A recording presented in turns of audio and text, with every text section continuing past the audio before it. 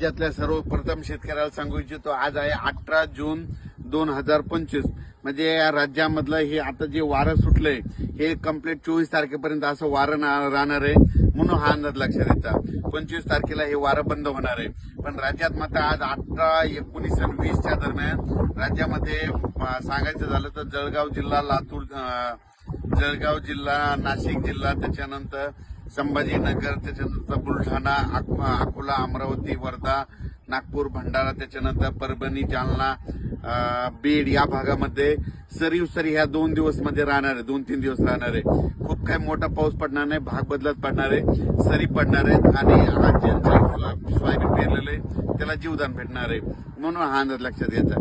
म्हणजे सांगायचं झालं तर विदर्भ, पूर्व विदर्भ आणि मराठवाड्यामध्ये 2-3 दिवस सरीचा पाऊस राहणार आहे, सर्वदूर नसणार आहे, म्हणून हा अंदाज लक्षात येतात. पण राज्यात मग पाऊस कधी येणार तर राज्यात मात्र 20 ते 24च्या दरम्यान राज्यात हवामान कोरडं राहणार आहे, वारं सुटणार आहे, तुरळक ठिकाणी पाऊस स्थानिक वातावरण पडणार आहे, म्हणून हा अंदाज लक्षात घ्यायचा. पण राज्यात मात्र 25 हे जे वारं सुटलेलं आहे हे सगळं बंद होणार आहे. आणि बंद झाल्याच्या नंतर राज्यामध्ये 25 पासून राज्यामध्ये परत पाऊस पडायला सुरुवात होणार आहे. त्याच्यानंतर 25, 26, 27 पाऊस वाढत जाणार आहे. त्याच्यानंतर राज्यात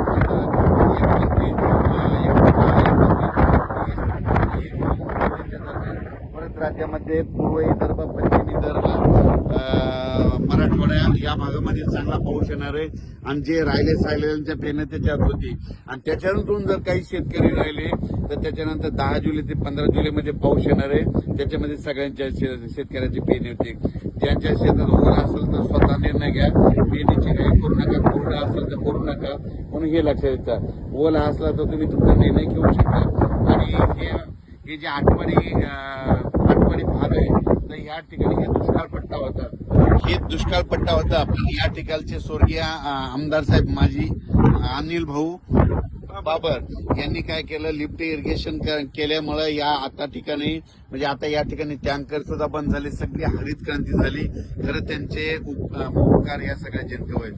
म्हणून असं सगळ्या महाराष्ट्रातल्या शेतकऱ्यांमध्ये आमदारांनी, खासदारांनी शासनामध्ये असे पाण्याची व्यवस्था करायला पाहिजे, म्हणून या ठिकाणी सांगतो आहे. तर या ठिकाणी मी तानाजी पाटील यांच्या शेतामध्ये आलेलो आहे आणि त्यांची आंबा बागन चंदन या ठिकाणी बघितलं. आणि या ठिकाणी महाराष्ट्रातल्या शेतकऱ्याला सांगतो, राज्यात फक्त 20 तारखेपर्यंत सरी राहणार आहे.